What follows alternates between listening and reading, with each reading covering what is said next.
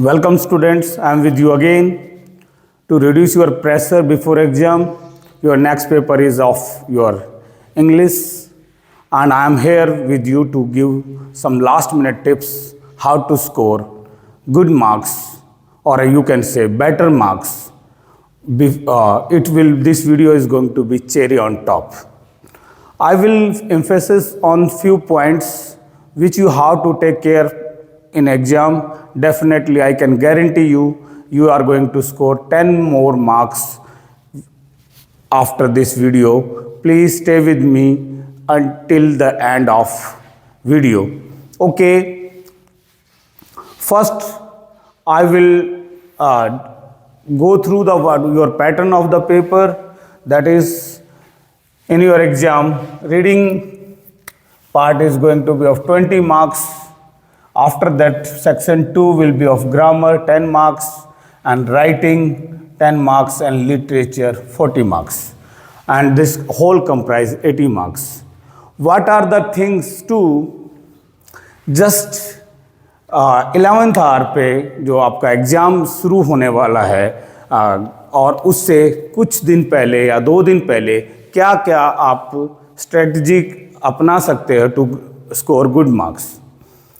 Okay, this is the time to do the smart study, or you can say again I am saying this is going to be cherry on top. Reading पे से चलते हैं और मैं सब पे पहले टिप्स दूंगा. After that will go with some points from your chapter wise. Okay, first reading in reading part you will have 2 unseen passages. One passage will be theoretical and other will be the database. Or you might have gone through the sample papers or pre-board examination and you might encountered some problem or strategize आपने अपनी रणनीति तैयार कर ली होगी how to handle the weakness and strength. पहले आपको exam से पहले I want to give you some tips. SWOT is strength, weakness, opportunity and threat. आपको पहले आपके चारों पार्ट पे ध्यान देना है. मैं कहूँगा study in pieces rather than whole.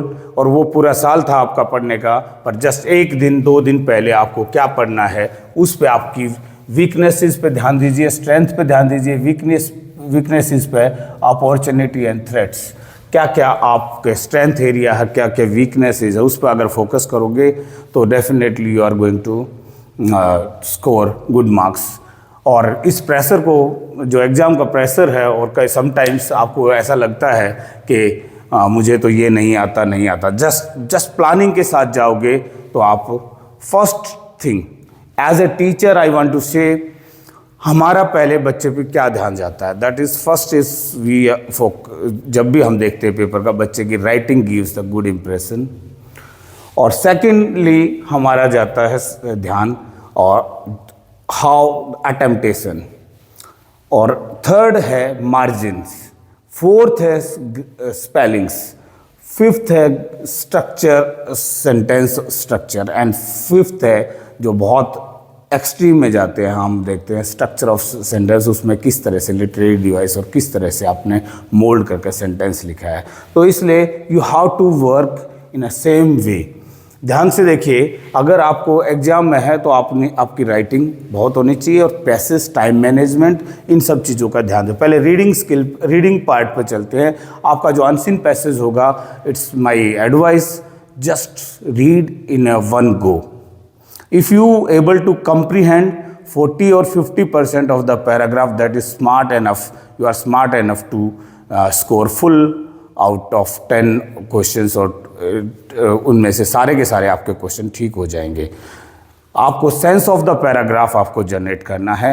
कई बच्चे ऐसी गलती कर देते हैं, they directly go to the questions और वो गलत कर देते हैं एक बार. इसलिए मेरी एडवाइस रहेगी. और पहला जो क्वेश्चन है ये आपको कई बार पैनिक कर देता है, क्योंकि पैसेज पढ़ने में और उसके अटैम्प्ट करने में it might take half an hour. हो गया पहला क्वेश्चन हुआ, हाफ एन आवर हो गया, दैट मेक यू पैनिक कि ओहो मेरा तो 3 घंटे में से आधा घंटा तो पहले क्वेश्चन में चला गया. Not to worry, just focus आपकी एक्यूरेसी पे ध्यान दीजिए, उन चीज़ों को ध्यान रखोगे तो आपका पहला पैसेज से आपको कोई भी पैसेज हो सकता है, it will be any report और something from any article, from speech of any famous leader और speech of any scientist, it might be anything.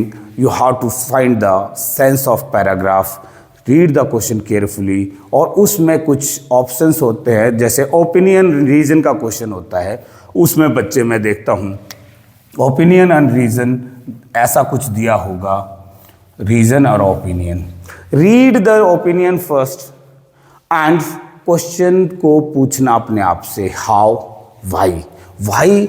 देखो रीजन का मतलब यहाँ पे, रीजन का मतलब कारण ही नहीं है, रीजन का मतलब है तर्क, रीजनिंग से रीजन लिया गया है, तो आपके किस बात का तर्क, ओपिनियन क्या है, आपका मत क्या है, उसका रीजन ये होगा।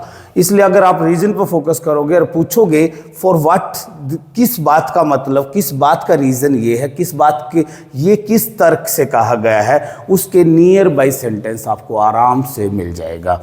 तो इसलिए कुछ ऐसे सिनोनिम्स और एंटोनिम्स पे भी आपको फोकस करना है। तो hopefully if you can't improve these things just one day before, I am just giving some tips, और मैं उन्हीं बातों पे ध्यान ज़्यादा फोकस करूँगा कि जो एक दिन पहले इम्प्रूव करी जा सकती है। Please stay with me till the end of video, definitely I can guarantee you are going to score 10 extra marks in 1 hour video, और हाफ एन आवर वीडियो का देख के आप आराम से 10 नंबर बढ़ा लोगे। Second passage will be your database.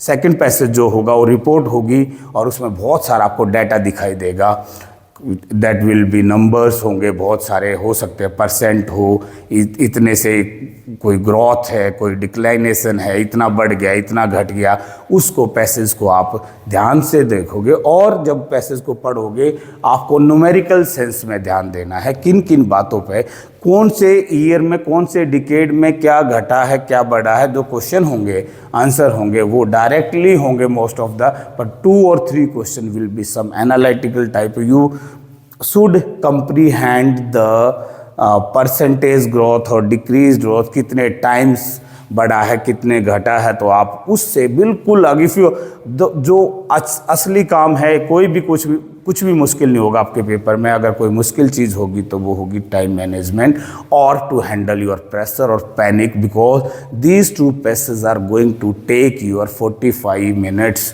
और sometimes I have seen the student take about 1 hour to solve these passages, but they get panic कि मेरा तो सिर्फ 20 मार्क्स का पेपर हुआ है, आई लेफ्ट विद 60 मार्क्स, बड़े क्वेश्चन भी बाकी नहीं, उनमें इतना टाइम नहीं लगता, आपको चिंता नहीं करनी है। फिर आ जाते हैं हम ग्रामर पोर्शन पे। Grammar portion can not be built, और you can say can not you improve yourself just few days before. If you have not gone through the grammar portion well throughout the year, I suggest to skip or some part. Don't smart study पे काम करना है, पर आपको फिर भी पता होना चाहिए ग्रामर में क्या क्या कवर होता है। ग्रामर में करेक्ट फॉर्म ऑफ वर्ब, दो या 3 sentence correct form of verb से मिल जाएंगे, 2 या 3 सेंटेंसेस आपको मॉडल से मिल जाएंगे। जो है सब्जेक्ट वर्ब एग्रीमेंट पे आप थोड़ा सा काम कर सकते हैं जस्ट बिफोर एग्जाम, उस पे आप, अगर आपका वीक एरिया है तो सब्जेक्ट वर्ब एग्रीमेंट पे सब्जेक्ट को ध्यान से देखिए, वेदर इट टेक प्लूरल और सिंगुलर, आप वर्ब को उसी तरह से देखिए। If narration part 3 to 4 sentences I have seen in sample paper and previous year paper, 3 to 4 sentences come from narrations, and from the narrations, just if you are well acquaintance with the rules of the, and you will be able to, or out of 4, 2 simple sentences होते हैं from where you have to select from option, तो that will be अगर थोड़ा सा just if you go through 1 or 2 sample paper, you can strategize yourself, or you can, आप अपनी रणनीति तैयार कर सकते हैं to handle how to handle the grammar। और just बहुत ज़्यादा ध्यान देना है अब हम चलते हैं जो ज़्यादा जहाँ हम एक दिन पहले कोई चीज़ इम्प्रूव कर सकते हैं उस पर काम करते हैं, जो श्योर शॉर्ट चीज़ें हैं, that is writing. Writing 10 marks is divided into 2 sections, 5 plus 5. 5 is a letter application or letter writing, and another 5 is analytical paragraph. उसके और वाले पोर्शन पे मैं नहीं जाऊंगा. I will focus on 2 things, letter to editor and analytical paragraph. Letter to editor में you have to जो बातों का आपको ध्यान रखना है, फर्स्ट मेरी आपके एक से सिंसियर एडवाइस होगी, अगर आपको कोई भी, I am taking this, if your booklet is like this, if don't start your letter writing from this page. Again listen this, don't start your letter writing is this page, from this page, because this your letter will end up here. Teacher may skip the your caliber, और इसलिए मैं कहता हूँ this you start your letter writing from here so that your whole letter should be visible at one glance. यहाँ से start करोगे, यहाँ पे एंड करोगे, ये पूरा अच्छे से दिखाई देगा. तो ये एक मेरा पहला सजेशन है. And second is marginalization. Your everything should come in a straight line. That gives a very good impression to the paper checker. First thing आप याद रखिए बहुत, क्योंकि we are just doing what are things can be. First 3 line में write down your address, और letter to editor पर हम focus कर रहे हैं. And after a gap, मैं gap के लिए I will use this red pen for gaps. From here leave one gap and write down the date. Date के लिए आपको किन बातों का ध्यान रखना है, ध्यान से देखिए. डेट जब आप लिखोगे, write down in very simple, comma Uma कुछ भी नहीं लगाना. Suppose today is 23rd of February 2024. Just write in this fashion what we generally write. After that you will write the फिर again one gap. After one gap you will write the address of to whom, or try to write the address into 3 lines. To whom you are, editor है तो ध्यान से देखिए editor में हमें किस बात का ध्यान रखना है. तो यहाँ एक गैप छोड़ने के बाद the editor, some time I have seen, अगर नेशनल डेली लिखा हुआ तो बच्चे नेशनल डेली लिख देते. नो, नेशनल डेली का मतलब है कोई भी अखबार. If some newspaper name is written there in the question paper, write that name, otherwise you can write down the name of any, the Times of India और whatever the newspaper you want to write, और जो आप पढ़ते हो, the editor Times of India. The name of the city should be a bigger city. Suppose you are living near Chandigarh, तो चंडीगढ़ हो सकता है, और जहाँ से न्यूज़पेपर पब्लिश होता है. You have to write down, और इस मार्जिन को मैं बता रहा हूँ फिर से, बिल्कुल ध्यान से रखना. After that leave one gap, again one gap, और फिर आपके पास यहाँ सब्जेक्ट होना चाहिए. राइट सब्जेक्ट इन फुल और डॉट, और द सब्जेक्ट जो सब्जेक्ट होगा वो according to your question paper हो सकता है. और आराम से सब्जेक्ट बहुत लंबा नहीं लिखना. अगर आपको मान लिया चाइल्ड लेबर की प्रॉब्लम और पावर कट की प्रॉब्लम है, ठीक है, excess power cut in your locality है, और समथिंग माइट बी एनीथिंग, और उसको थोड़ा सा don't write down the subject too long. And फिर again one gap will be there, and you will start with respected sir or oblique madam. Don't write ma'am, write down whole madam. और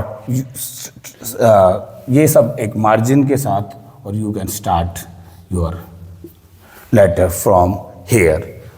और ऊपर और नीचे की कुछ लाइनें मैं आपको बता रहा हूँ, और आपको पहले भी पढ़ी होंगी, और मेरी में से कुछ लाइन आपके अच्छे लगे तो you can add in your letter writing. में ऐड कर सकते हो। तो ये बात ध्यान से देखना, जहाँ ऊपर और नीचे का टेक्स्ट आपको बताता हूँ, आपका जो बॉडी ऑफ द लेटर होगा वो किस तरह से होना चाहिए। ओके, अगर इफ यू आर राइटिंग, देखिए ये मार्जिन है, you have started from here. मैं आपको कुछ बातें ध्यान से देता हूँ। I am a proud reader of your newspaper for last 5 years or whatever you want to write, ठीक है। that is some kind of, आपको ये बातें सब में लिख सकते हो, आपको मार्क्स फेच करने के लिए बात कर रहे हैं। तो आप कह सकते हो and your newspaper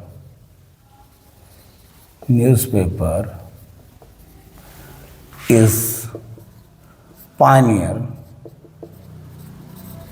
in rearing or handling public issues or public problems, ठीक है। और this is the perfect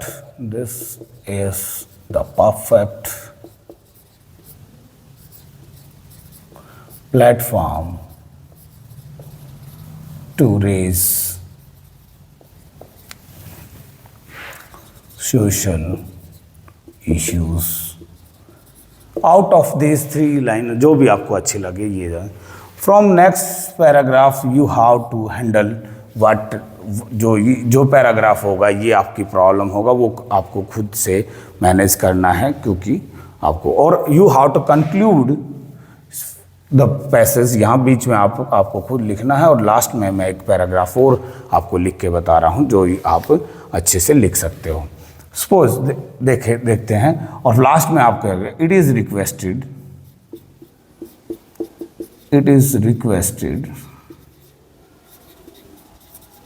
that above said problem, above said issue और प्रॉब्लम भी हो सकती है, क्योंकि न्यूज़पेपर में above said problem be published on front page of your esteemed newspaper, so that attention of concerned authorities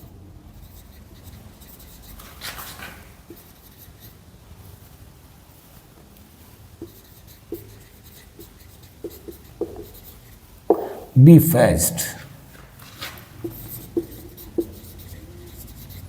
or withdraw, whatever you want to fetch ki withdraw, to resolve the issue। thanking you, your sincerely, thanking you लिखोगे your sincerely और whatever the name given in the sincerely की spelling पे आप focus करोगे, और ये सब spellings कुछ गलती नहीं होनी चाहिए। श्योर शॉर्ट मैं इन्हीं बातों पे ध्यान दे रहा हूँ, जो क्योंकि just 1 or 2 days before what are the things can be done to improve a score by 10 marks, at least 10 marks, my target is to improve the score by 10 marks। ये लेटर राइटिंग पे आपको, ये marginalisation पे पूरा ध्यान रखोगे, this enhance the beauty, it's like a same thing. Food आपकी plate में अच्छे से सजा होगा तभी आपको खाना अच्छा लगेगा, और वो तो उसका टेस्ट कैसा है वो तो आपको बाद में पता लगता है। First impression is last impression, उसी से आपको बहुत फ़ायदा होने वाला है। क्योंकि जब भी टीचर के सामने पेपर आता है वो एक माइंड मेकअप कर लेता है by seeing it. Next is analytical paragraph. These things, ये बहुत इंपॉर्टेंट पार्ट है जो कि आप श्योर शॉर्ट 10 मार्क्स पे काम कर सकते हैं, क्योंकि और बाकी चीज़ें तो इम्प्रूव होती है विद पैसेज ऑफ टाइम, और some part of literature I am going to cover that. Okay, second part है जो राइटिंग का, that is analytical paragraph.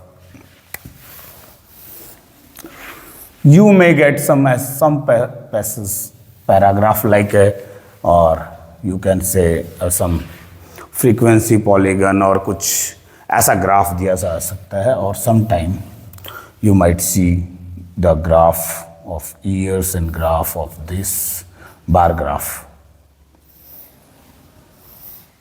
Year के हिसाब से बार ग्राफ कुछ गिवन हो सकता है, और दिस में भी डिफरेंट कलर्स, ये रेड, और यहाँ आपको एक आइकन दिया हुआ, रेड डिनोट समथिंग, मान लिया government schools, and blue denotes some private schools, और या कुछ भी हो सकता है। पहले मैं बताता हूँ क्या किन बातों का ध्यान रखना है। Just how give a glance, focus यहाँ क्या है, नंबर है, क्या दिया हुआ है, यहाँ ईयर दिया हुआ है, यहाँ पे ग्रोथ दे हो सकता है, ये कोई years timeline, generally this would be timeline, x axis पे जो होती है टाइमलाइन हो सकती है, और वाई एक्सिस पे कुछ और बात हो सकती है, ऐसा कुछ पैराग्राफ आपको मिल सकता है। तो इस बार इसमें क्या ध्यान दोगे, आपको 5 मार्क्स 50 वर्ड्स तक लिखना है। तो कुछ की वर्ड्स हैं, मैं उसको आपको बताऊंगा। आपको कंपैरिजन है, तो कंपैरिजन में आप कुछ वर्ड्स यूज कर सकते हो, या paragraph, this is quite evident from this chart और दिस बार ग्राफ, और the bar graph clearly shows it is quite evident. ऐसा वर्ड ऐसा कहीं ना कहीं एक फ्रेज यूज हो सकता है, और वेयर एज एक वर्ड यूज हो सकता है, वेयर एज, ठीक है, वेयर एज एक यूज कर सकते हो, क्योंकि एक को बताओगे वेयर एज, दूसरा ऑन अदर हैंड यूज कर सकते हैं, ऑन अदर हैंड जब दो का कंपैरिजन हो रहा होगा, और सिमिलरली यूज कर सकते हो, सिमिलरली, और कॉन्ट्रेरी यूज कर सकते हो अगर। ये बातें, ये these phrases are very helpful which can be used. जरूरी नहीं है ऐसा सिचुएशन है, but I am trying my level best to improve your score of 10 marks, ठीक है। ये और in year this and this improved this आपको थोड़ा सा एनालिटिकल सिंपल लैंग्वेज में you can achieve 5 marks very easily. और it's again sincere advice, exam से पहले मैं सिर्फ ये बता रहा हूँ कि किन बातों पे आपको एग्जाम से पहले दिन ध्यान रखना है, ठीक है। आई remember a quote by Abraham Lincoln, if I given to 1 week to cut a tree, I will sharpen my axe for 5 days।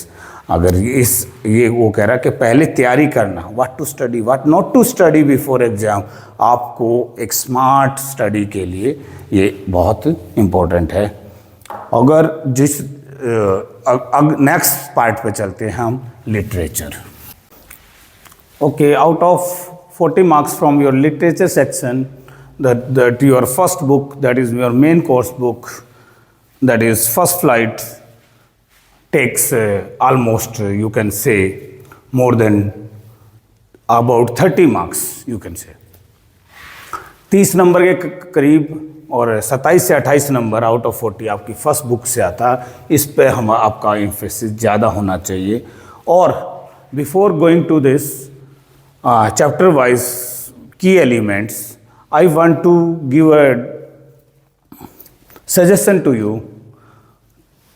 Just go and take your pen and pencil, notebook, write down the key point from before you read. मैंने कई बार देखा है आपका जो question का frame होता है, बड़ा क्वेश्चन जो फ्रेम होता है वो बिफोर यू रीड से फ्रेम होता है. और एक बहुत इम्पोर्टेंट चीज़ देख रहे हैं हम 2-3 सालों से, CBSE जो पेपर बना रहा है वो mixture of 2 chapters, so that कोई भी बच्चा क्रैमिंग ना करे, एक अंडरस्टैंडिंग डेवलप हो, एक राइटिंग स्किल डेवलपमेंट हो. अगर if you have not gone through the properly from the your chapters, you will not able to write the good answer. और एक और भी बात मैं इसके साथ साथ बताता हूँ. जैसे हम चलो एक एग्जांपल लेते हैं.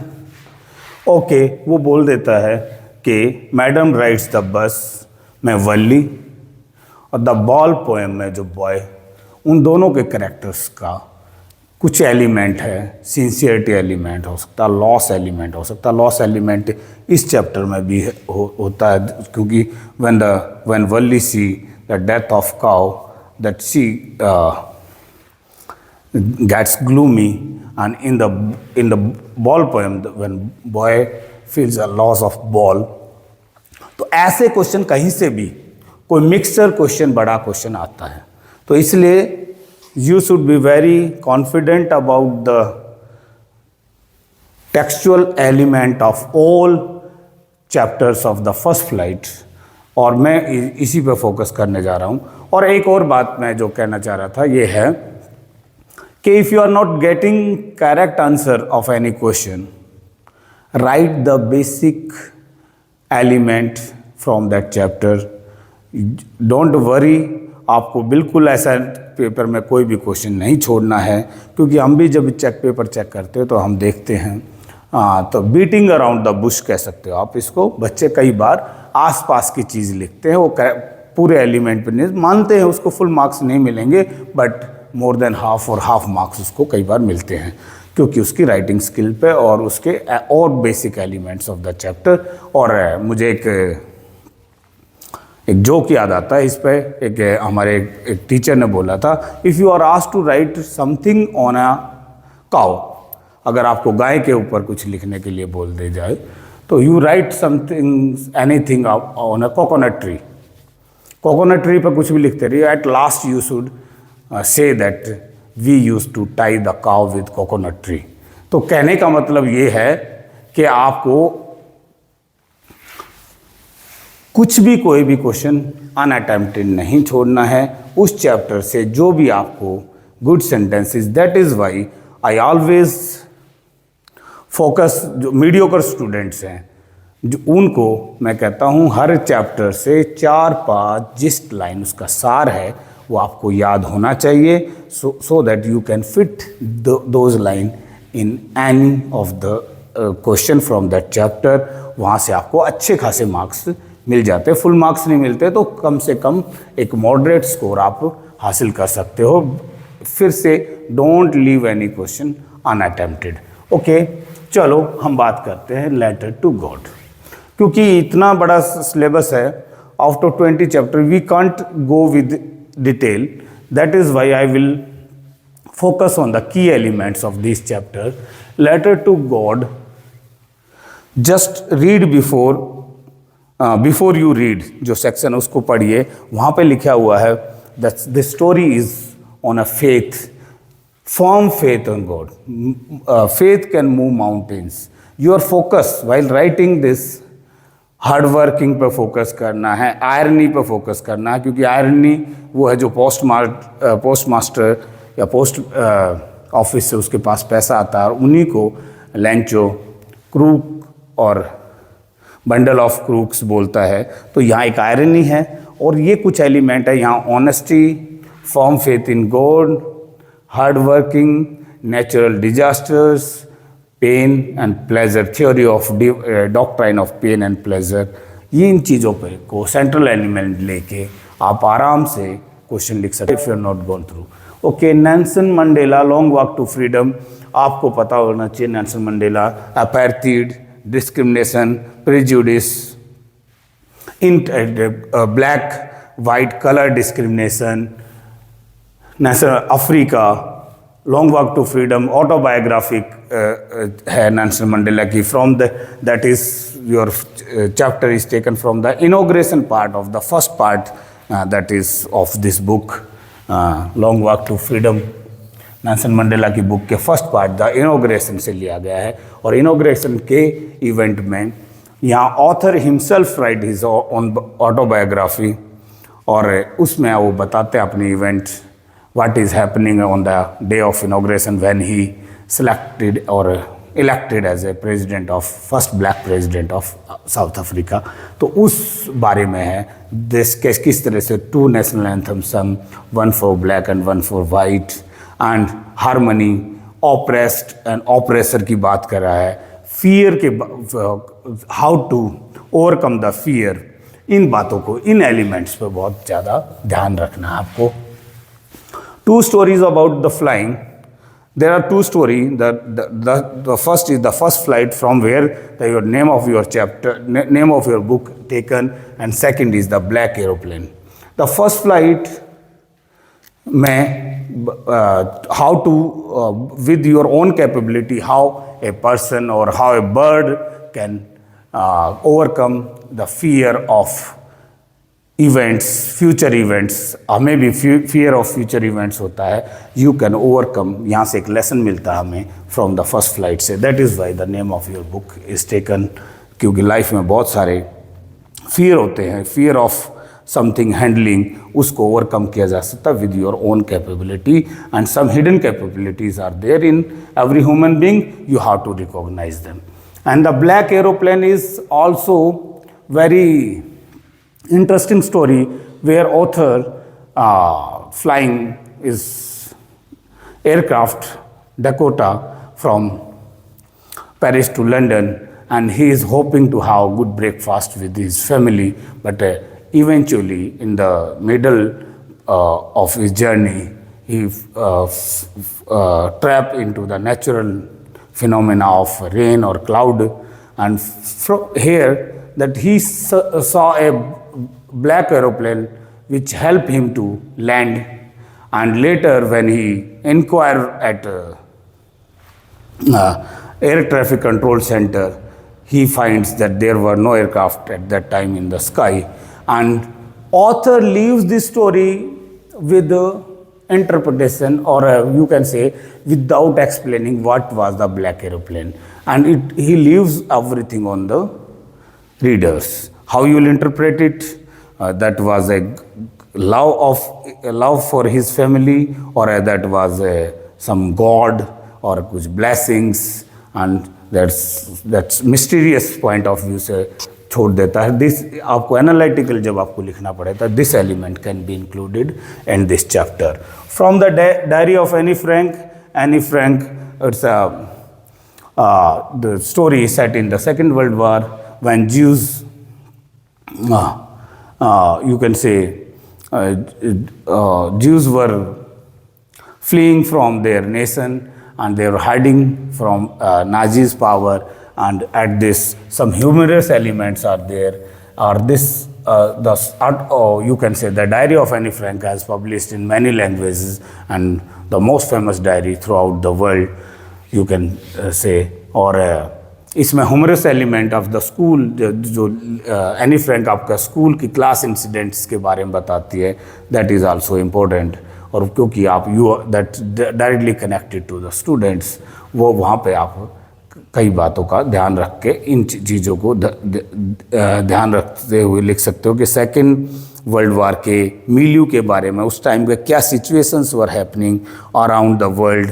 हिस्टोरिकल एलिमेंट भी इस चैप्टर में आपको मिलता है. हिस्टोरिकल एलिमेंट है, सम लाफ्टर एलिमेंट है, how mathematics teacher of Anne Frank give her task for being her talkative in the class, और इस टाइप से आपको सीधा रिकलेक्ट करना है और अपने आप लिखना है. Glimpses of India. Glimpses of India में हमें किस बात का ध्यान रखता है? There are 3 things, 3 story in this, 3 essays in this. First is the मान लिया Coorg and tea from Assam, and baker from Goa.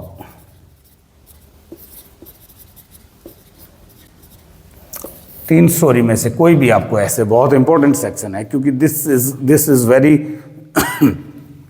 Direct connection with the Indian culture and Indian heritage. Coorg is the smallest district of Karnataka from Mangalore and you can say Mysore situated का कह सकते हो. This is very helpful and you can this is good for adventure sport and coffee cultivation and Coorgi peoples की vallery, how the braveness of the Coorg people and the two story from the descent of the Coorgis. One they are from Alexander and from Turks, whatever there is two story from the descendant of Coorg and the beauty, nature, sports, how adventure sports are there, Buddhism के बारे में कुर्ग में, इसकी वहाँ के सब coffee plantation और बहुत सारे नेचुरल फिनोमिना के बारे में दिया हुआ है इस मॉलेज से. And simply you can write down the 7 to 8 lines from this, और आप पहले से ही तैयार करके रख सकते हो. T from Assam. This is you can say information of a tea from Assam imbibed in a small story when two friends staying in Delhi's college and they are going to one from Punjab and another from Assam. They goes to Assam and they find that there are a lot of statistical or data about the tea, how much coffee, how much tea is drank throughout the world, and the two legends of the coffee genesis, किस तरह से coffee बनी है उसके बारे में भी बताया है कि one is Chinese legend, one is Indian legend. वहाँ से इंपॉर्टेंट क्वेश्चन बन सकता है. You should go with this. और baker from Goa is nostalgic feeling when writer remember his days, old days when there used to be lot of bakers in Goa for bread making and how their dress, what they were look like, and now still furnaces and nostalgic element पे यहाँ पर बहुत ज़्यादा ध्यान दिया. जो मैं बात बता रहा हूँ इन एलिमेंट्स को आप नोट डाउन कर सकते हो और आपने इनकॉर्पोरेट कर सकते हो अपनी राइटिंग में. ये बहुत they are going to be help to fetch good marks.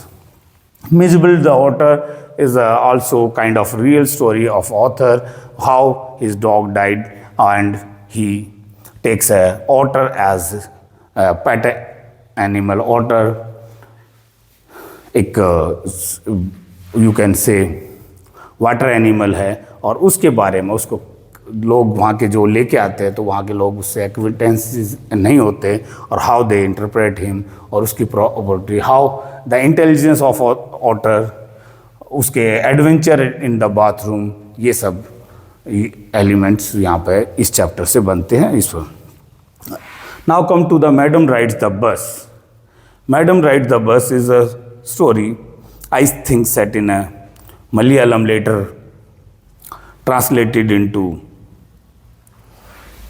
English, or the 8 or 9 year girl Valli is there. उसकी एक एडवेंचर स्टोरी है, उसके एम्बिशन के बारे में है, वो किस तरह से एक बस राइड को किस तरह से एंजॉय करती है और वो अपना मन किस तरह से she saves money from pocket money को किस तरह से सेव करती है, और हाउ सी दैट यहाँ पे हैप्पीनेस एंड सैडनेस का एक अमेलगमेशन दिखाया गया है. और भी बात दिखाई गई है कि how children are smarter than their elder one. इसमें ये एलिमेंट्स को बहुत ध्यान यहाँ this is going to be very, how the humorous element in this story is also there, how she conversation किस तरह से करते हैं with the bus conductor and other passenger in the bus. यहाँ पर इस एलिमेंट को आप थोड़ा सा ध्यान दोगे तो you can write a better. और अगेन मैं एक बात बताऊंगा आपको, जब लिखो तो if you want to score a good marks you can take few exact line from the passage and put in inverted comma. That gives a very good impression. That gives a yes, the student has gone through the every line of this of syllabus. Sermon as Banaras is focus on the how Buddhist preaching के ऊपर है, किस तरह से death is inevitable and what are the causes of the suffering, how why men on this mortal earth mortality वो क्यों दुखी है, what are the reason for the suffering, pain and death is inevitable.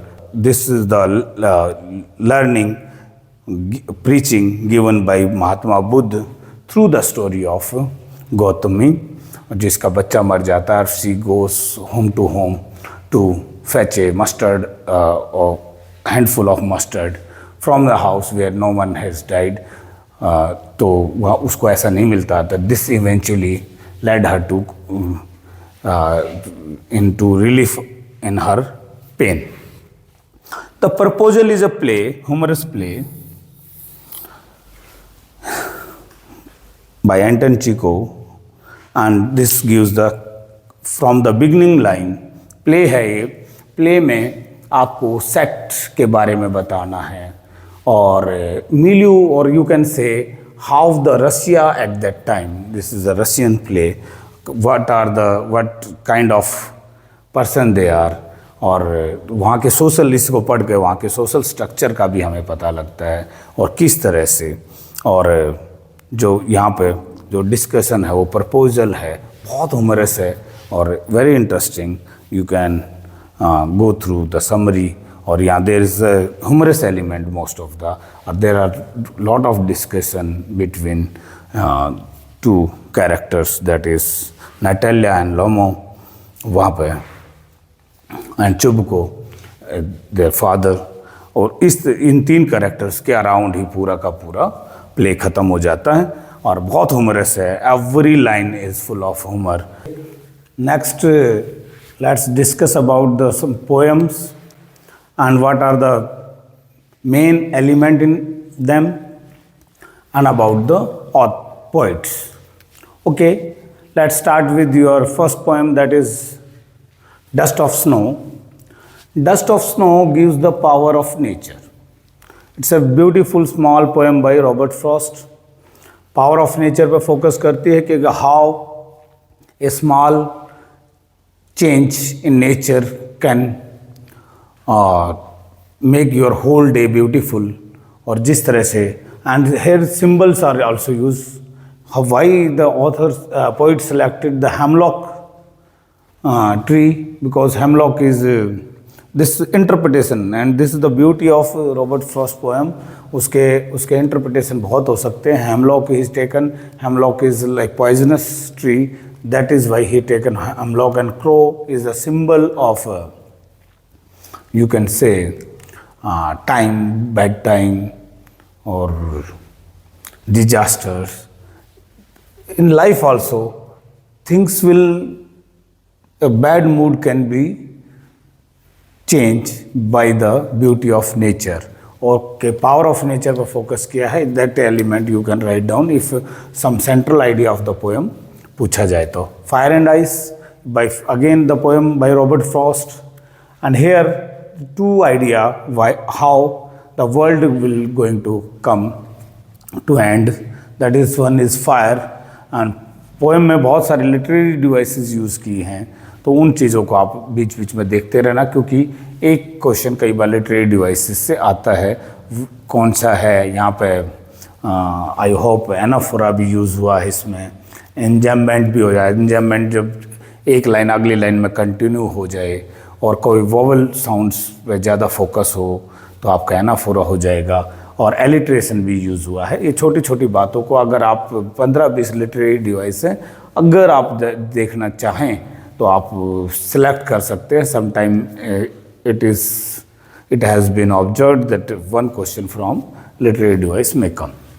Okay, here fire is a symbol of desire, that love, lust and desire. Fire is the symbol of this, and ice is a symbol of hatred. Fire and ice, that is why, and the world may end because of the fire or ice, or simply you can say the overpowering lust and love, desire may be the reason for the end of this world, or sometimes hatred from one person to another may be the reason. There are two ideas how the world is going to come to end, contrast with one another.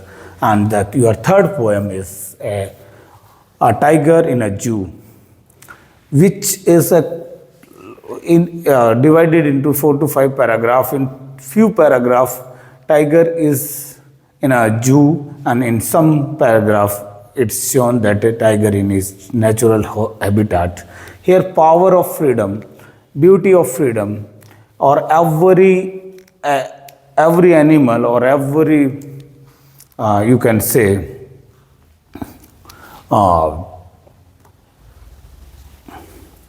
every animal want its freedom. That is लेजल नॉरिस इसी पर focus करते हैं. Natural habitat में जो animal को रहना चाहिए वहाँ पे उसको किस तरह से फ्रीडम फील होता है. तो ये बहुत बढ़िया कॉन्ट्रास्ट दिखा के इन अ वन पैराग्राफ इन जो इस पोएम को से भी आप बहुत अच्छा लिख सकते हो. How to tell wild animal is a humorous poem, very humorous poem by Carolyn Wells. तो ये यहाँ पे कई एनिमल्स हैं, जैसे हाइना है, एशियन लायन है, बंगाल टाइगर है, कैमिलियन है. बहुत सारे एनिमल्स को उसके ह्यूमरस पॉइंट ऑफ व्यू से, उसके ट्रेट्स के, उसकी बॉडी फीचर्स के ऊपर फोकस करके इस पोएम को लिखा गया है. It's quite humorous in the form of ball poem. Is very insightful poem. Here element of loss, and you can say in life we experience a lot of loss, and this is written by the John Berryman. And time is a great healer of all loss. With the proceeding or with the further course of time, we forget all loss we suffered or faced in the life. This is the central idea of the poem, where boy lost his ball, and poet says that we should not interfere. Ball can be bought back, दोबारा खरीदी जा सकती है, but that experience ही is experiencing to digest the loss is the main element in the poem. And the another next poem is your Amanda. Amanda is a clear replica of a school going or a teenager students. How excessive nagging to the students, बार बार टोकने से students किस तरह से irritate हो जाते हैं. And they are living in their own world, they are thinking of their own perspective. That is why this is also one paragraph to another program. Lot of contrast is shown by the poet Robin Klein, and here the freedom is the main element.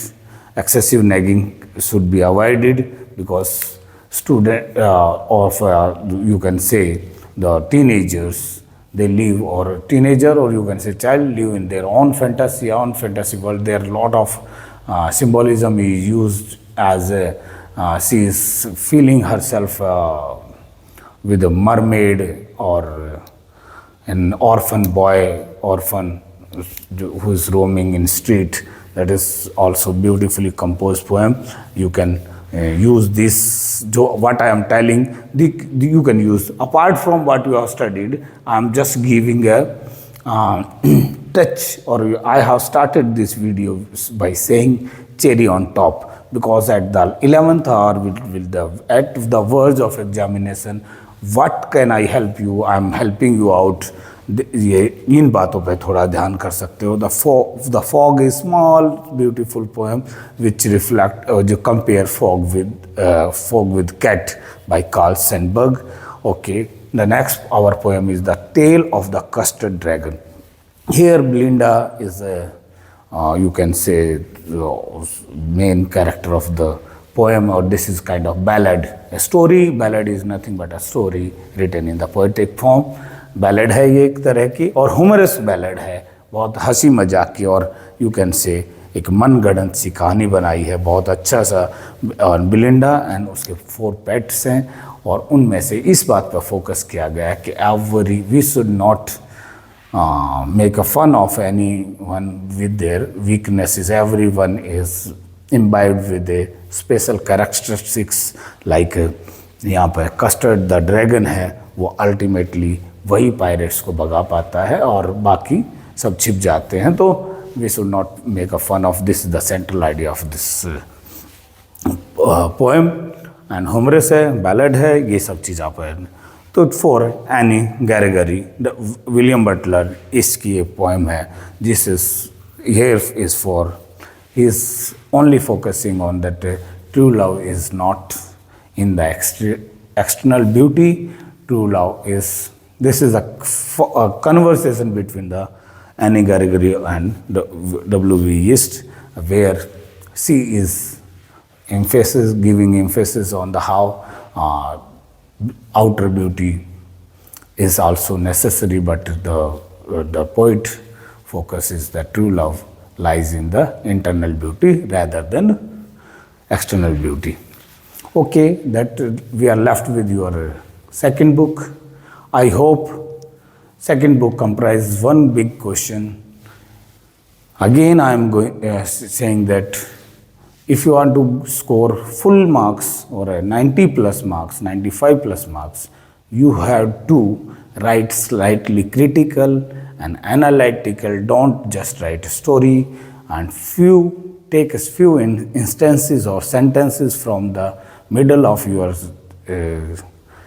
chapter or your middle of from your inside from text and incorporate them into your answers. That will give a good sign to the paper checker, or hopefully you will do very well in your exam. With this, just go through the second book, that is your supplementary book. उससे question आप पढ़ लेना और सारी summary को पढ़ लेना। Best of luck. I hope this video will would have enriched you to score good marks, और कहीं ना कहीं इस एलिमेंट पे, राइटिंग सेक्शन पे आप इम्प्रूव कर सकते हो। Some before, again I am just concluding this, आप उसके बिफोर यू रीड से आप कुछ central idea and few lines आप लेके चलोगे तो that will going to impress the examiner or paper checker. Thanks. Stay connected with me. Goodbye.